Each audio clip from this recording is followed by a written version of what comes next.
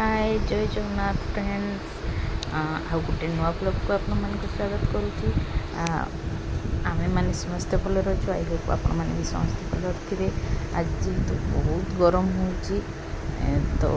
कौन करी भावती तो खाली पोटल कुंदूरी थिला से आज बनई साधारे जहाँ भी आइटम अच्छे से बनई जेहेतु मोर डेली ब्लॉग मो डेली तो भल एमती आइटम बन पारे तो आज बनई खाली कुंदूरी आलू भजा आलू पोटल भर्ता कर जारी देन डाली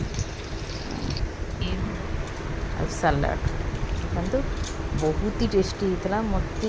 साधा खाଇବା जेहेतु ता पूर्व दिन नॉनवेज खिया मत पूरा पूरा दरकार था तो आम खाई डाली भात आ भजा भर्ताटा कंपलसरी मोर रहे और सलाडटा कंपलसरी रहे तो खाई बहुत ही टेस्टी था बहुत ही टेस्टी आउ गरम पे तो आउ कि खावा इच्छा होनी। देन संध्या बेलू झील टीपी खाइब बोली कहला तो गोटे मैगी कर देन मुझे कॉफी आनी अल्प जस्ट टे ये खाई माँ झील खाईना आमर इवनिंग ब्रेकफास्ट सरला देन राति प्रिपेयर करी तो आज एति ही ब्लॉग बनई अधिक किसी बनईनी। कॉफीटा बहुत ही टेस्टी था ईपीटा भी बहुत ही आनी था। तो फ्रेंड्स जदि मो